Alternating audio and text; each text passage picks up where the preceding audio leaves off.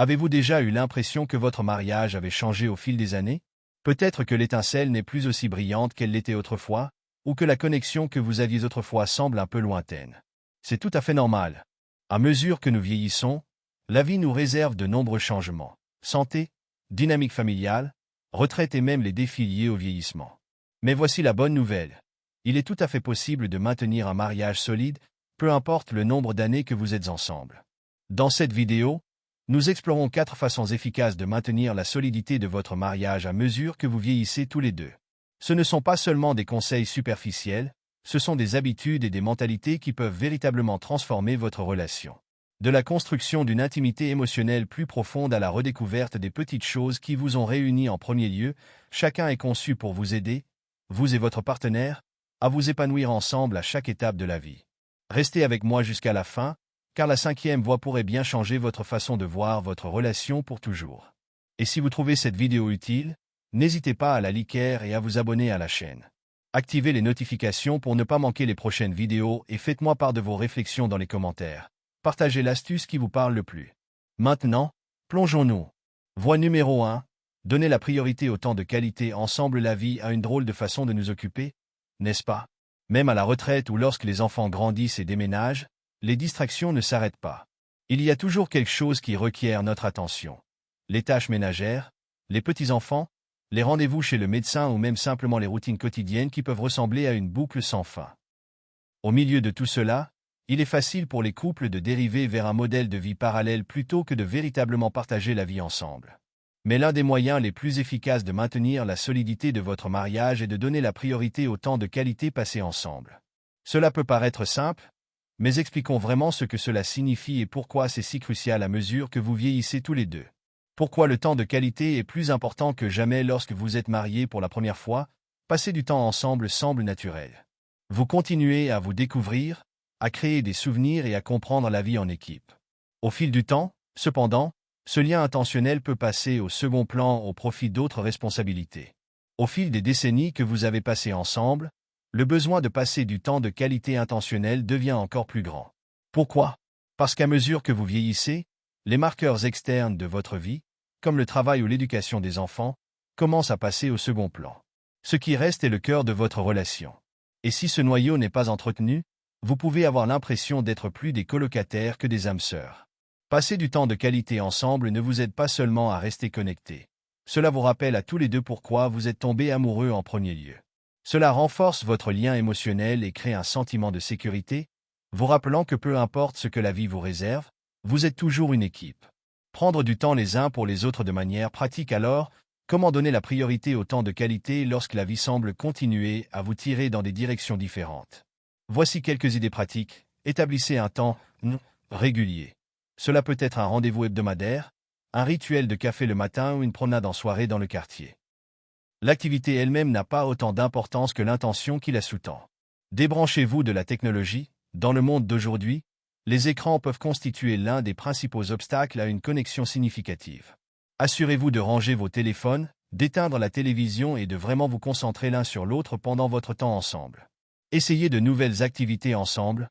La nouveauté a le pouvoir de raviver l'enthousiasme dans une relation. Qu'il s'agisse de se lancer dans un nouveau passe-temps, de voyager vers une nouvelle destination ou même de suivre un cours de cuisine, essayer quelque chose de nouveau ensemble peut apporter une nouvelle énergie à votre relation. Revisitez les anciennes traditions, repensez aux choses que vous aimiez ensemble, mais que vous avez peut-être laissé échapper au fil des années.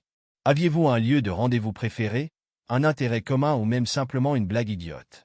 Les ramener dans votre vie peut vous rappeler à tous les deux les bons moments que vous avez partagés. Les petits moments comptent aussi. Chaque moment de qualité ne doit pas nécessairement être un grand geste. En fait, certaines des connexions les plus significatives se produisent dans les petits moments du quotidien. Une conversation sincère pendant le dîner, se tenir la main en regardant la télévision ou simplement s'asseoir ensemble dans un silence confortable, tout cela contribue à un mariage plus fort et plus connecté. Et voici quelque chose à considérer. Donner la priorité au temps de qualité ne concerne pas seulement ce que vous faites, mais aussi la façon dont vous vous présentez. Êtes-vous pleinement présent lorsque vous êtes avec votre partenaire? Écoutez-vous avec curiosité et empathie? Les faites-vous se sentir vus et valorisés? Lorsque vous abordez votre temps ensemble avec intention, même les moments les plus simples peuvent devenir profondément significatifs. L'effet d'entraînement sur votre relation lorsque vous accordez la priorité au temps de qualité, quelque chose de magique se produit. D'autres aspects de votre relation commencent également à s'améliorer. La communication devient plus facile parce que vous passez plus de temps à vraiment vous comprendre. L'intimité physique augmente souvent parce que vous favorisez la proximité émotionnelle. Et ces petits désagréments ou conflits, ils commencent à paraître moins importants lorsque votre lien est fort. En fin de compte, passer du temps de qualité consiste à créer un espace où l'amour peut s'épanouir. Il s'agit de dire « Tu comptes pour moi. Notre relation compte pour moi. » Alors jetez un œil à votre vie en ce moment. Prenez-vous suffisamment de temps l'un pour l'autre? Sinon, quels petits changements pouvez-vous apporter pour prioriser votre connexion? Il n'est jamais trop tard pour commencer et les récompenses en valent la peine. Et avec cela, nous ne faisons que commencer. Dans la section suivante, nous aborderons un autre moyen clé de maintenir la solidité de votre mariage à mesure que vous vieillissez, quelque chose qui est tout aussi important que le temps de qualité, mais qui est souvent négligé. Reste avec moi, parce que tu ne veux pas le manquer. Voie numéro 2. Communiquer avec compassion et clarté. Nous l'avons tous entendu 1 million de fois. La communication est le fondement d'une relation solide. Et même si cela est vrai, la façon dont vous communiquez compte tout autant que l'acte de communiquer lui-même. Lorsque vous êtes mariés depuis des décennies, il est facile de supposer que vous et votre partenaire vous connaissez déjà de fond en comble. Vous pourriez penser, je n'ai pas besoin d'expliquer ce que je ressens, ils le savent déjà. Ou peut-être, nous sommes ensemble depuis si longtemps que nous n'avons même plus besoin de parler autant. Mais voici le problème. Peu importe depuis combien de temps vous êtes mariés, une communication efficace est le ciment qui maintient votre connexion ensemble. Sans cela, les malentendus peuvent s'envenimer, le ressentiment peut se développer et même les liens les plus forts peuvent s'affaiblir avec le temps. La clé est d'aborder vos conversations avec à la fois compassion et clarté, en particulier lorsque vous faites face aux défis uniques du vieillissement ensemble. Décomposons cela en quelques stratégies puissantes que vous pouvez utiliser pour renforcer la façon dont vous communiquez avec votre conjoint. Pourquoi la compassion est importante dans la communication? À mesure que nous vieillissons, la vie peut apporter de nouveaux facteurs de stress dans la relation. Problèmes de santé, changements financiers, dynamique familiale ou même simplement processus naturel de ralentissement. Ces défis peuvent rendre les esprits plus courts, la patience plus mince et les malentendus plus fréquents. C'est pourquoi la compassion est si importante. Communiquer avec compassion signifie aborder chaque conversation avec gentillesse et empathie, même lorsque vous êtes frustré ou bouleversé. Il s'agit de se rappeler que votre partenaire est également humain, avec ses propres sentiments, peurs et luttes. Lorsque vous faites l'effort de faire preuve de compassion, vous créez un espace sûr pour un dialogue ouvert et honnête, sans jugement ni reproche. Façon pratique de pratiquer la compassion: faites une pause avant de réagir. Lorsque votre partenaire dit quelque chose qui vous frustre, prenez un moment pour faire une pause avant de répondre. Demandez-vous, que pourrait-il ressentir en ce moment? Comment puis-je répondre d'une manière qui montre que je me soucie? Utilisez un langage doux, les mots que vous choisissez peuvent faire une grande différence. Au lieu de dire « tu ne m'écoutes jamais », essayez « je ne me sens pas entendu quand nous n'en parlons pas ». Un langage doux aide à éviter la défensive et maintient la conversation productive. Reconnaissez leurs sentiments. Même si vous ne comprenez pas entièrement ou n'êtes pas d'accord avec le point de vue de votre partenaire, reconnaître ses sentiments montre que vous le respectez. Des expressions comme « je peux voir pourquoi tu ressentirais ça » ou « cela semble vraiment difficile » peut aller très loin. Clarté. Dire ce que vous pensez et signifier ce que vous dites. Alors que la compassion concerne la façon dont vous dites les choses, la clarté concerne ce que vous dites. En vieillissant, il est facile de tomber dans des habitudes de communication qui reposent sur des hypothèses ou des déclarations vagues. Par exemple, vous pourriez dire « j'aimerais que tu m'aides davantage à la maison » sans préciser ce dont vous avez réellement besoin. Ou vous pourriez éviter complètement d'aborder un sujet sensible, en espérant que votre partenaire comprendra. Mais une communication claire ne laisse aucune place à la confusion ou aux interprétations erronées. Cela garantit que vous êtes tous les deux sur la même longueur d'onde et que vous travaillez vers les mêmes objectifs. Comment communiquer avec clarté? Soyez précis. Au lieu de faire des déclarations générales comme « tu ne m'aides jamais », essayez de dire « cela signifierait beaucoup si tu pouvais t'occuper de la vaisselle ce soir ». Les demandes spécifiques permettent à votre partenaire de comprendre plus facilement ce dont vous avez besoin. Vérifiez la compréhension. Après avoir partagé vos réflexions, demandez à votre partenaire de réfléchir à ce qu'il a entendu. Par exemple, « je veux m'assurer que nous sommes sur la même longueur d'onde. Pouvez-vous me dire comment vous voyez cela ?» Cela évite les erreurs de communication et garantit la clarté.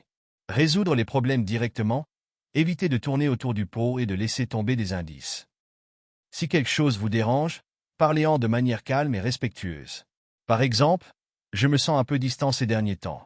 Pouvons-nous parler de ce qui se passe? Le pouvoir de l'écoute active communiquer, ce n'est pas seulement parler, c'est aussi écouter.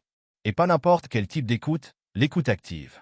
Cela signifie accorder toute votre attention à votre partenaire, entendre réellement ce qu'il dit et répondre de manière réfléchie.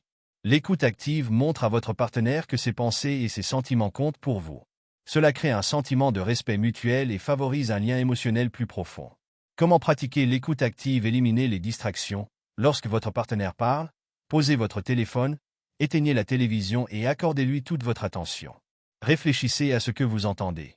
Par exemple, si votre partenaire dit « Je me sens stressé à propos de nos finances », vous pourriez répondre « On dirait que vous vous inquiétez de la façon dont nous gérons l'argent. Pouvez-vous m'en dire plus ?» Posez des questions ouvertes, encouragez votre partenaire à partager davantage en posant des questions telles que « Que pensez-vous de cela ?» Que pouvons-nous faire pour améliorer les choses? Naviguez dans des conversations difficiles. Toutes les conversations ne seront pas faciles. À mesure que vous vieillissez tous les deux, vous pourriez être confrontés à des sujets difficiles comme des problèmes de santé, de planification financière ou même la peur de vous perdre. Ces conversations nécessitent un équilibre délicat entre compassion, clarté et patience. Lorsque vous naviguez dans des conversations difficiles, choisissez le bon moment et le bon endroit. Évitez d'aborder des sujets sensibles lorsque les émotions sont fortes ou que des distractions sont présentes. Restez concentré sur le problème, évitez d'évoquer des griefs passés ou des sujets sans rapport. Rassurez votre partenaire. Faites-leur savoir que vous avez cette conversation parce que vous vous souciez d'eux et que vous souhaitez travailler ensemble. Comment une communication compatissante renforce votre mariage? Lorsque vous et votre partenaire communiquez avec compassion et clarté, vous construisez une relation basée sur la confiance, la compréhension et le respect mutuel. Vous créez un espace sûr où vous vous sentez tous deux valorisés et entendus, même en cas de désaccord.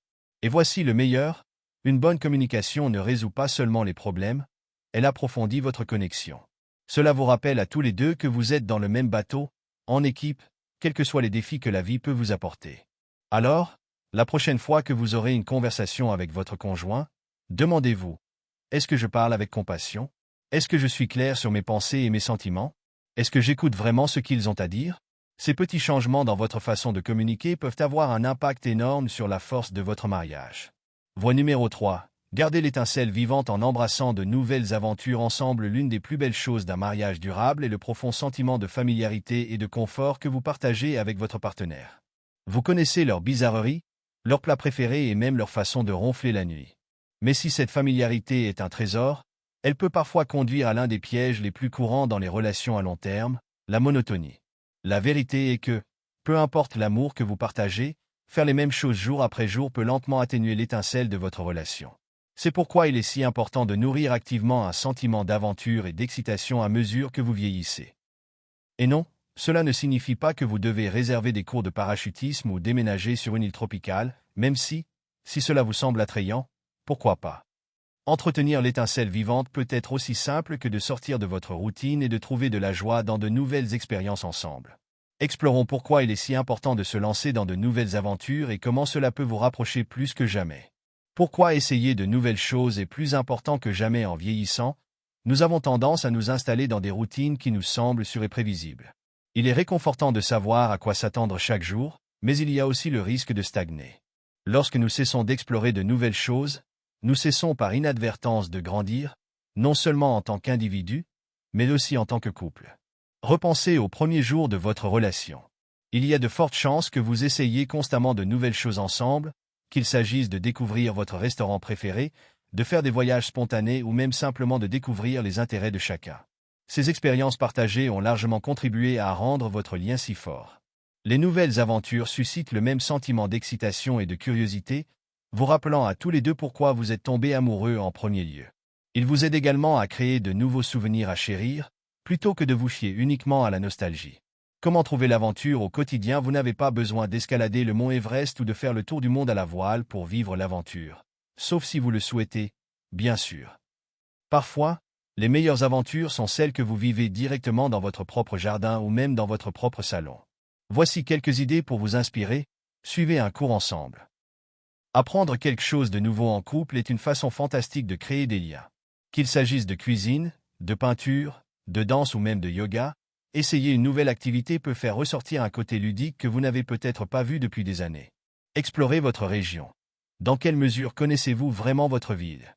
Prenez une journée pour jouer aux touristes et visiter des monuments, des musées ou des sentiers naturels que vous n'avez jamais explorés auparavant.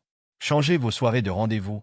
Au lieu de vous en tenir à la même vieille routine de dîner et de cinéma, faites preuve de créativité. Essayez un pique-nique dans le parc, une soirée de jeu à la maison ou même un dîner à thème où vous cuisinerez la cuisine d'un pays que vous avez toujours voulu visiter. Planifiez des mini-aventures. Vous n'avez pas besoin de vous engager dans des vacances à part entière pour vivre une aventure. Une escapade d'un week-end dans une ville voisine ou une excursion d'une journée à la campagne peut être tout aussi excitante. Le rôle de la spontanéité pour maintenir l'étincelle vivante. L'un des moyens les plus simples d'ajouter un sentiment d'aventure à votre mariage est d'adopter la spontanéité. Au fil du temps, il est facile de prendre l'habitude de tout planifier dans les moindres détails, mais parfois, les meilleurs moments sont ceux qui surviennent sur un coup de tête. Imaginez-vous vous réveiller un matin et dire « Faisons aujourd'hui quelque chose de complètement hors du commun ». Il s'agit peut-être d'une promenade pour admirer le lever du soleil, d'un rendez-vous surprise pour un petit déjeuner ou même simplement d'une promenade dans une partie de la ville que vous n'avez jamais visitée.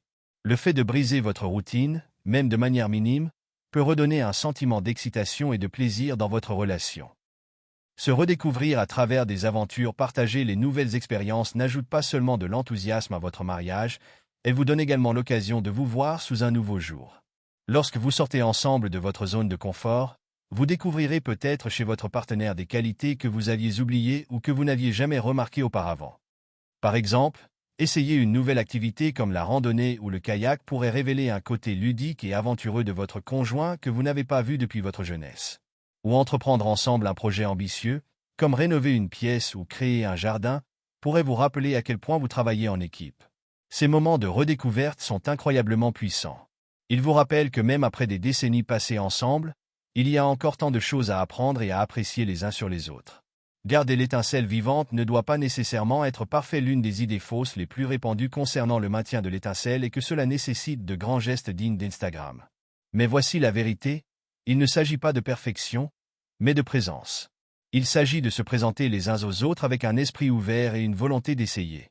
Oui, certaines de vos aventures pourraient ne pas se dérouler comme prévu.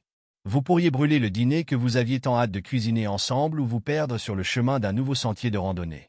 Mais ces moments imparfaits finissent souvent par être ceux dont on rit le plus. Ce qui compte, c'est que vous créiez des souvenirs ensemble, des souvenirs qui vous rappellent l'amour, les rires et le partenariat qui vous ont porté au fil des années. Comment l'aventure renforce l'intimité émotionnelle au-delà du plaisir et de l'excitation, vivre de nouvelles aventures a un impact plus profond sur votre relation. Il renforce votre intimité émotionnelle en favorisant la confiance, la vulnérabilité et la connexion. Lorsque vous essayez quelque chose de nouveau ensemble, vous entrez dans l'inconnu en équipe. Vous comptez les uns sur les autres pour vous soutenir, vous encourager et peut-être même un peu de courage. Ce sentiment partagé de vulnérabilité crée un lien difficile à reproduire dans votre routine quotidienne. Par exemple, imaginez que vous essayez un cours de danse pour la première fois. Vous pourriez vous sentir gêné ou gêné au début, mais rire des faux pas et célébrer ensemble les petites victoires peut créer des liens incroyablement forts. Quelques mots d'encouragement si l'idée de sortir de votre routine vous intimide, rappelez-vous ceci. Il n'est jamais trop tard pour se lancer dans l'aventure. Que vous soyez marié depuis 30 ou 50 ans, il y a toujours de la place pour l'évolution, la découverte et le plaisir dans votre relation. Commencez petit et laissez vos expériences partagées se développer au fil du temps. Avant de vous en rendre compte, vous disposerez d'un trésor de nouveaux souvenirs sur lesquels vous pourrez vous remémorer, chacun étant un rappel de l'amour et de la joie que vous partagez. Alors, quelle sera votre prochaine aventure? Quoi qu'il en soit, faites-en un qui vous rapproche et vous rappelle l'incroyable voyage que vous avez vécu en couple. Voie numéro 4. Maîtrisez l'art de la communication, parce que les mots comptent plus que jamais. S'il y a une compétence qui peut vraiment faire ou défaire un mariage au fil du temps, c'est bien la communication. Maintenant, vous pensez peut-être, après des décennies ensemble, nous avons parlé de tout ce qu'il y a sous le soleil. Mais voilà, la communication dans le mariage ne consiste pas seulement à parler, il s'agit de se connecter. Il s'agit d'écouter, de comprendre et de trouver des moyens de vous exprimer qui renforcent votre lien au lieu de vous séparer. À mesure que vous et votre conjoint vieillissez, la communication devient encore plus essentielle. Les circonstances de la vie changent, problèmes de santé, retraite, petits-enfants, priorités changeantes, et ces changements nécessitent des conversations ouvertes et honnêtes. Mais de nombreux couples tombent dans le piège de supposer qu'ils savent ce que l'autre pense ou ressent, simplement parce qu'ils sont ensemble depuis si longtemps. Cette hypothèse peut conduire à des malentendus, à de la frustration et même à une distance émotionnelle. Voyons comment vous pouvez améliorer votre jeu de communication et garantir que vos paroles, vos actions et même votre silence fonctionnent en harmonie pour maintenir la solidité de votre mariage. Pourquoi la communication change avec le temps lorsque vous vous êtes marié pour la première fois? La communication s'est probablement faite facilement. Vous étiez encore en train d'apprendre à vous connaître, donc chaque conversation était fraîche et excitante. Mais au fil des années, les routines ont pris le dessus. Vous avez peut-être commencé à avoir les mêmes conversations encore et encore. Discuter de ce qu'il y a pour le dîner, planifier la semaine à venir ou parler des enfants. Même si ces discussions quotidiennes sont importantes, elles peuvent parfois éclipser les conversations plus profondes et plus significatives qui vous maintiennent connectés émotionnellement. À mesure que vous vieillissez, la dynamique de votre communication peut encore évoluer. Vous pourriez vous retrouver à parler moins parce que vous supposez que vous connaissez déjà les pensées de chacun. Ou, d'un autre côté, vous pourriez vous retrouver à vous disputer davantage parce que de petites frustrations se sont accumulées au fil des années. Ce sont des défis naturels, mais ce sont aussi des opportunités de grandir ensemble. Le pouvoir de l'écoute. Une écoute réelle. L'écoute est l'un des aspects les plus négligés de la communication. Et non, je ne parle pas seulement de hocher la tête pendant que votre conjoint parle ou d'attendre votre tour pour parler. La véritable écoute est un processus actif. Cela implique d'accorder toute votre attention, de mettre de côté les distractions et d'essayer véritablement de comprendre ce que dit l'autre personne, à la fois avec ses mots et son langage corporel. Voici comment vous pouvez devenir un meilleur auditeur. Posez le téléphone.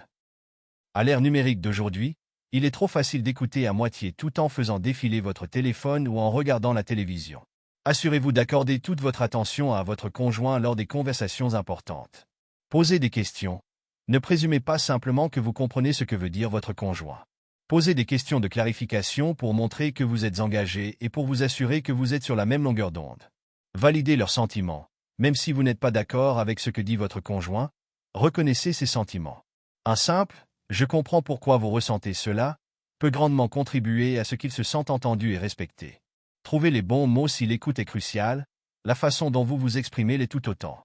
Les mots ont du pouvoir, ils peuvent guérir ou blesser, construire ou détruire.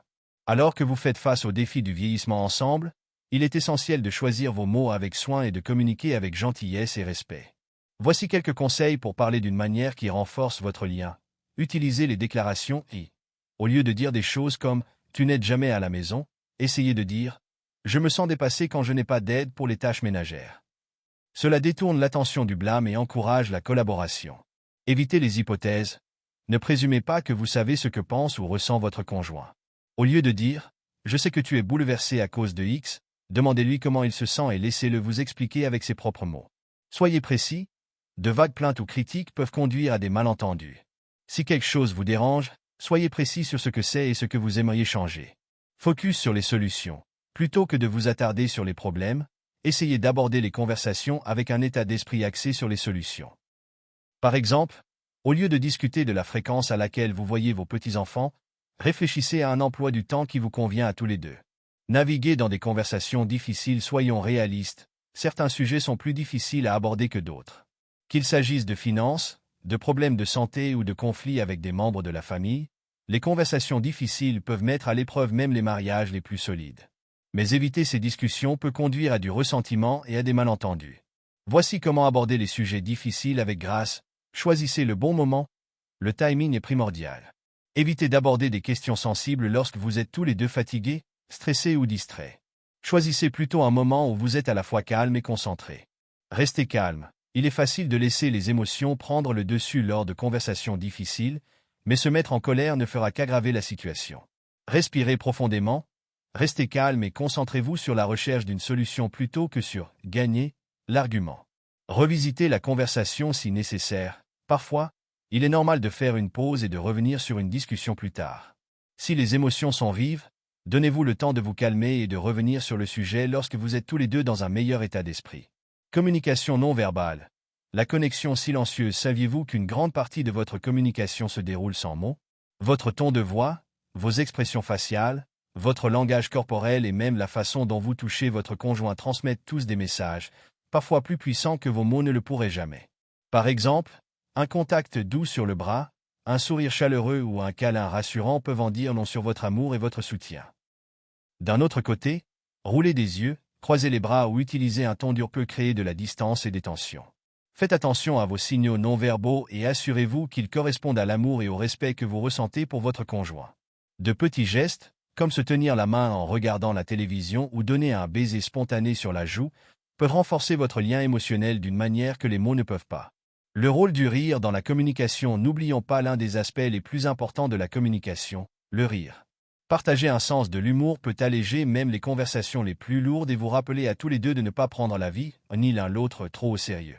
Qu'il s'agisse de se remémorer des moments amusants de votre passé, de partager une blague ou de rire des absurdités du vieillissement, l'humour peut créer un sentiment d'intimité et de joie qui renforce votre lien. La communication est un voyage qui dure toute la vie, peu importe depuis combien de temps vous êtes mariés, il est toujours possible d'améliorer votre communication. C'est une compétence qui évolue avec le temps, tout comme votre relation. La clé est de rester curieux, de faire preuve de compassion et de ne jamais cesser d'essayer d'établir un lien plus profond avec votre conjoint. Lorsque vous donnez la priorité à la communication, vous ne vous contentez pas de résoudre des problèmes ou d'échanger des informations. Vous renforcez les fondements de l'amour, de la confiance et du respect qui vous ont porté au fil des années. Et c'est cette fondation qui maintiendra la solidité de votre mariage à mesure que vous vieillirez ensemble.